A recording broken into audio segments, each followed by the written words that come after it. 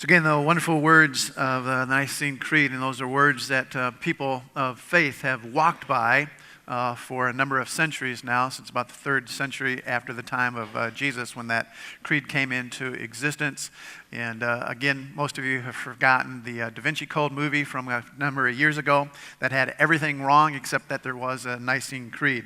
But it was an entertaining movie, just not based on a lot of fact. Anyway.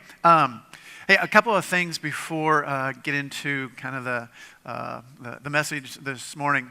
So yesterday, the school community, the school family, and a number of people from our church family gathered together over in the gym, and we cranked out over 1,000 apple pies.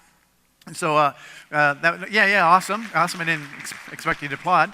But this afternoon, the Packer game will be on the screen, and we're going to start at noon and crank out another 1,000 pies and hopefully wrap it up today. So again, if you got a couple of hours from noon until about 7 o'clock this evening, if you can stop by, we'll put you to work, and it's a great community building event. And so again, that's going to happen. And if you ordered apple pies, I have no idea how you pick them up, but they'll be able to start picking those up. And then just this last thing, our Common Ground ministry that meets in between our worship celebrations, 9:15 to about 10:10, happens over in our Commons area. That's what we call it, Common Ground. It's kind of new and improved. It's new and improved this year. We got all new circle tables, so everyone sits at circles, and that's one of the things that we're wanting to emphasize as we move into this ministry year. And again, there's the program over the next 4 weeks, next 4 Sundays and that.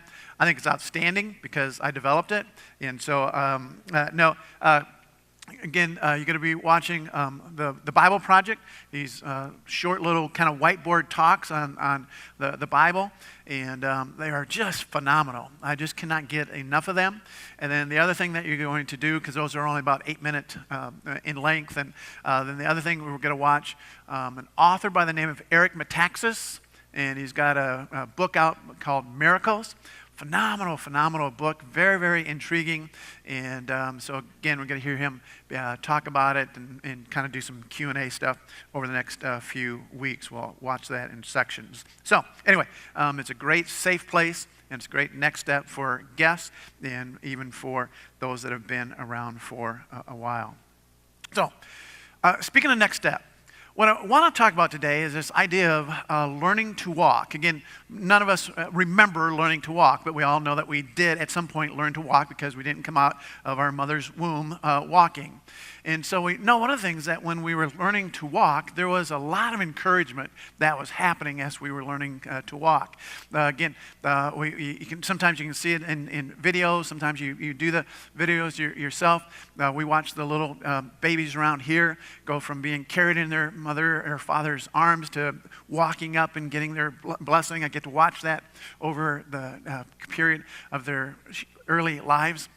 So we know that we all learn to walk at some point. Part of that was even watching others because, here's all these big people around you that are walking, and then there's some children that are just a little bit taller than you that they're walking, and so we kind of watch those around us, and we start learning to walk. And again, a mom and a dad, family and friends, when they get together, and a little child's starting to take their first steps, it's come on, you can do it, and yes, you can do it.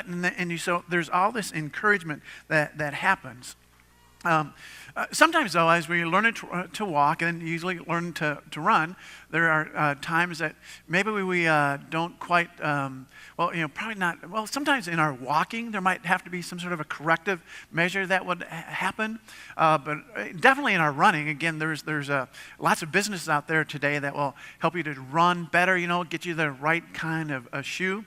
I remember in high school, I had a coach that kind of corrected my running because I would run and I would just kind of flop my wrist. I was just always kind of flopping my wrist, sort of just, I don't know what it did to me that made it feel, somewhere. I mean, I'm always, jogging, running has always been kind of hard for me. And so I don't know if I was just sort of trying to make sure that the pain was somewhere else.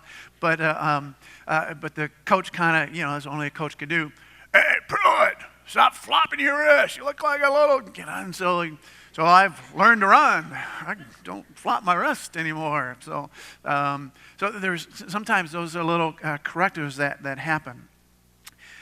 This morning I want us to think about this idea of learning to walk following Jesus, even as adults. Whether you're 20s, 30s, 40s, 50s, 60s, 70s, even 80s, I think there's ways that we would always be learning to walk following Jesus. Sometimes we learn to walk following Jesus watching others. Sometimes we learn how not to walk following Jesus watching others. So how do we kind of watch others that are walking with Jesus? How do we learn and walk following Jesus? And the other thing I want us to be able to think about today, because again, sometimes the church, religious people who are supposed to be walking with Jesus, if we watch them, sometimes they don't encourage us a lot in following Jesus. Instead of saying, come on, you can do it. Yes, take another step. Oh, you fell down, but let's get back up and do it again. Obviously, we know that sometimes it doesn't work like that at all. That you just sometimes feel defeated because, well, you've fallen again. And instead of someone encouraging you to get up and Jesus still wants you to walk with him, we get defeated like, why would I want to continue to walk following Jesus when people that I thought were walking following Jesus treat me so badly? But what if we started to learn how to walk with Jesus, that even when other people did treat us badly, people that say that they're Jesus followers like we are, that we would still walk with Jesus? That we would listen maybe more to his voice than to the voices of some of his so-called followers around him? What if we followed and walked with Jesus in ways that just, again, we couldn't imagine not walking with him. Again, not because, we're proud and we're good, but we're so amazed and so humbled that he keeps calling us to walk with him. He keeps encouraging us. Yes, you can do it. You can do it. So there is a passage in the Bible that's a warning.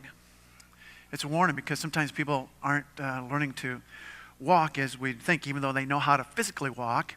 But sometimes there is I want us to hear it as a loving warning on maybe being too slow learning to walk following Jesus. In Hebrews 5, verses 11, 15, 14, we read these words. So we have much to say about this, but it is hard to explain because you're slow to learn. In fact, though by this time you ought to be teachers, you ought to be pretty proficient walkers, you need someone to teach you the elementary truths of God's Word, how to follow Jesus. All over again, you need milk, not solid food. Anyone who lives on milk, being still an infant, is not acquainted with the teaching about righteousness, but solid food is for the mature, who by constant use have trained themselves, have learned how to walk following Jesus, even when it's a challenge. They've trained themselves to follow Jesus, to distinguish good from evil. So this morning, as we think about this idea that we want to be walking with, sometimes we see a lot of people around us, and maybe sometimes it might be true for some of us in this room, maybe it's walking more world, less Jesus. If we were to be truthful with ourselves this morning in our walks, maybe we're walking more world and less Jesus, instead of what we keep thinking about around here is, how do you walk more Jesus, less world? How do we learn to walk more Jesus, less world? So I want us this morning to, how do we practice? How do we practice? Again, it's one of those things that's going to be sort of weird for us because most of us are adults in this room, or some of our young people in that. We've walked for years and years and years physically. And sometimes we think maybe we've walked with Jesus years and years and years. But how do we practice walking more Jesus, less world? And I want you to know that it's not a leap. I'm not asking any of us to take a leap this morning, because I don't think that's how Jesus operates. But I think he does operate to say, take one step daily with me. Take one step daily with me. Take one step daily. Learning to walk with Jesus,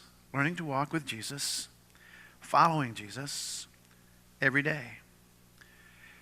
How do we take more Jesus, less world kinds of steps?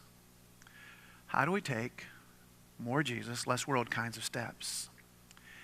We can do this. We can do this. There are people around us that are doing it. There are others that are going to join in doing it. We can do this. Jesus wants it to happen for each one of us in this room. No matter if you've kind of just, been sort of playing church stuff for a lot of years, we can do this. I want to ask the why question, though. Why? Why take one follow Jesus step each day? Why take at least one follow Jesus step each day?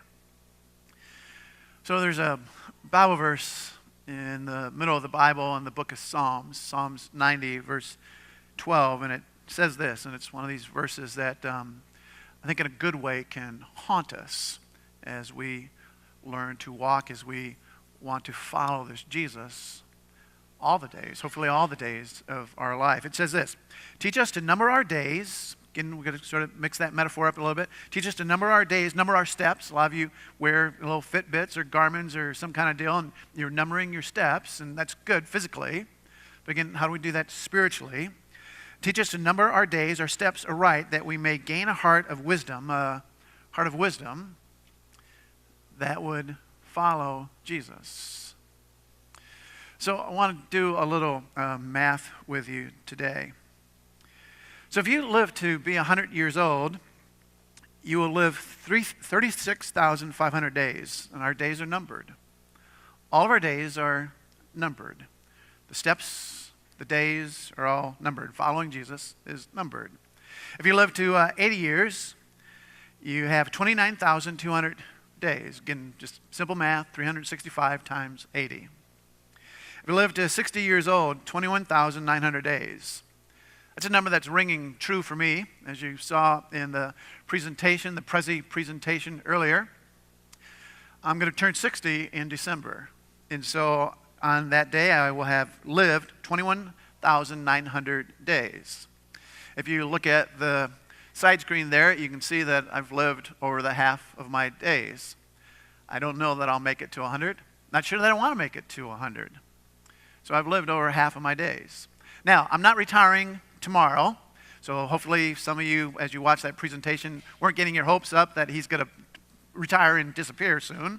It's years. You're going to be stuck with me for years yet, but we do want to get a second pastor in here so that, as our grocery store friends say, if the beer truck hits me, you'll be served. The souls will be served here. So if you live to 40 years old, some of you are in your 40s, you have 14,600 days. 14,600 days. You can number them. If you are in your 20s, you have 7,300 days that you've lived when you reach 20. If you're 10 years old, it's a pretty amazing number in some ways. 3,650 days is all you've lived. And you can see that maybe you've got a lot of days. And so this Bible verse, when we're in our 10s, our 20s, our 30s, our 40s, it is always with us. It's always speaking to all of us. Some of you know, going on almost 10 years ago, that tragically, a young lady that was 16, her days were numbered.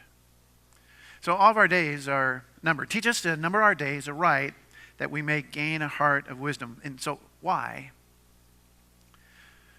Because you matter.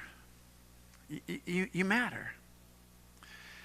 So we're going to do this You Matter 40 days of steps in circles. So if you look at your bulletin today, you see on the front cover this tree, and it's got some color, and you look up here on our platform, and again, our thanks to a lot of our set design people, and Mrs. Carrie Jankowski, who's kind of our wonderful resident artist around here, and so they created this together. So we get to watch that over the next number of weeks in that So you've got to have this book, and it starts tomorrow. We start our daily readings tomorrow, and you've got a reading guide that will direct you through each day. So day 1, September 26th.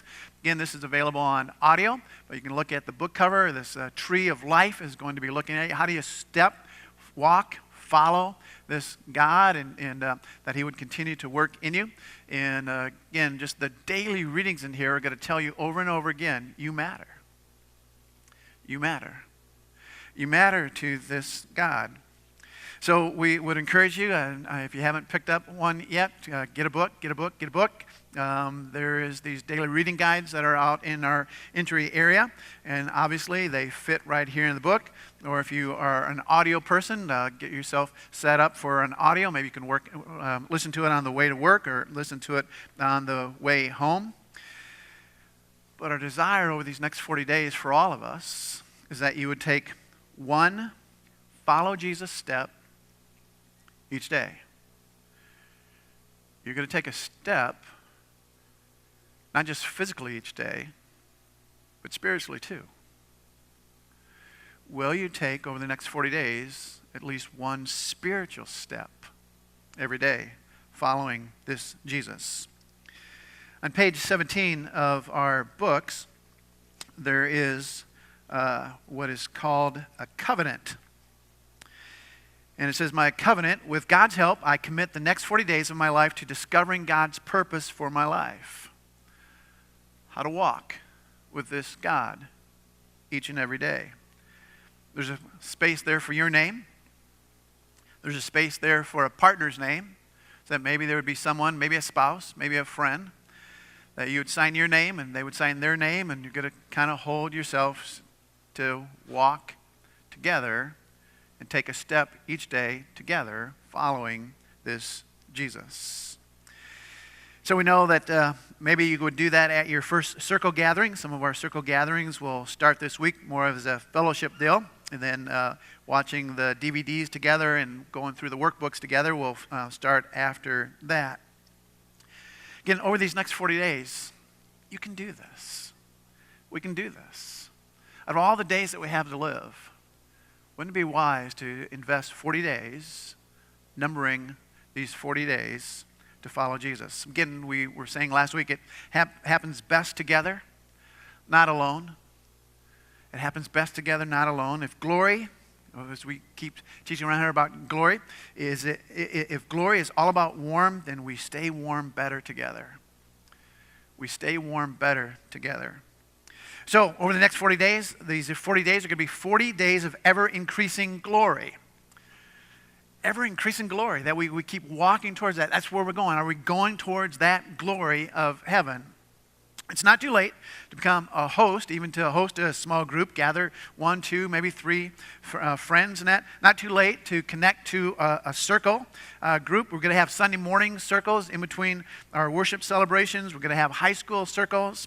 We want you to commit to 6 out of 6 of the circles, or at least 4 out of the 6. Again, I know you think that you're busy and that this isn't going to be worth your time, but what if it is? What if gathering in a circle over the next 6 weeks, 6 circles, would be the best thing that you would do in your week? Better than a television program you're going to watch. Better than a Packer game that you're going to watch. Better than a meeting. Better than what you're working on the internet. What if gathering in a circle would do something for your walk? Following Jesus, that would make a difference. So again, I think we can do this. We can do this. We can do this. So I want you to not miss. Don't miss these 40 days of ever-increasing glory. And again, back to that why question. Back to that why question. Because you matter. We keep saying it around here over and over again. Behind every set of eyes is a soul that matters to God. God tells you that. If you just walk out in the world and keep yourself busy in the pattern of walking that you do in the world day after day, you're not going to hear that. Because if you don't have enough money, you don't matter. If you don't have the right kind of looks, you don't matter. If you're not the right age, you don't matter. God keeps telling you, you matter. Not based on your money. Not based on whether you're male or female. Not based on what your age is. If you follow this God and you number your days, he tells you over and over again, you matter, you matter, you matter. We know that behind every set of eyes, there's a soul that matters to God. And the second thing that we keep saying, why? Every day, inviting and inspiring steps to follow Jesus. Every day, Jesus, through these 40 readings, is going to invite you, inspire you to follow him. Again, the first week of the readings are just so inspirational. They've inspired me all over again. The next thing is that everyday steps reminding me that I'm God's chosen, holy, and dearly loved. I don't think we can say that enough. I don't think we can hear that enough. That everyday steps reminding me that I'm God's chosen, holy, and dearly loved. Every day, every step with Jesus is one step more Jesus, less world. And to wrap this up, you matter to Jesus more than you will ever know. If you start listening to Jesus and walking with him every day, you matter to him more than you will ever know. Nothing in your life other than that is going to help you to know that. Having a great marriage. I mean, we're all for great marriages. But following Jesus. Being financially healthy. Wow, we're all for that. But following Jesus. You matter more than you ever know. And to put a point on that, we're going to read Psalm 139, verses 13 to 16. So here's how you matter. Again, right from the middle of God's word in the Bible, the Psalms. For you formed my inward parts. You knitted me together in my mother's womb. I praise you, for I am fearfully and wonderfully made. Wonderful are your works. My soul knows it very well. My frame was not hidden from you when I was being made in secret, intricately woven in the depths of the earth. Your eyes saw my unformed substance. In your book were written, every one of them. The days, the steps that were formed for me when as yet there was none of them. Yes. We matter to this God. He knows each one of us. He knows whether we're walking, following Jesus, or if we're walking, following this world. And his desire, his invitation, all the gifts that he has for us is to listen and follow him, walk with this Jesus. Because you matter. We have 40 days of steps and circles. To hear that over and over again. Yes, yes, yes. You're taking a step towards me, taking a step towards me, you're taking a step towards me. Yes, yes. We can do this together. I hope that you will do this together with us. Let's stand, let's pray. We'll sing one more song, and we'll keep taking steps, walking with Jesus. So Jesus, we look to you. We know that you are the one that took steps into this world and took steps that did not stop until you were placed on a cross. And you did it for us because we matter. And then when you allowed yourself to be taken down from that cross and placed into a tomb, we know that after 3 days you took steps out of that tomb and you are alive and you are Jesus. And there's nothing in this world that is more better to follow than taking steps with you. Help us not to deceive ourselves. Because our lives are working well, we can go ahead and just keep taking the steps of our daily lives. Help us, Jesus, to take steps to follow you. Help us to number our days, to number our steps. Help us over these next 40 days to know that we matter. 40 days of steps in circles. Pray these things, Jesus, in your name. And all of New Hope said, amen.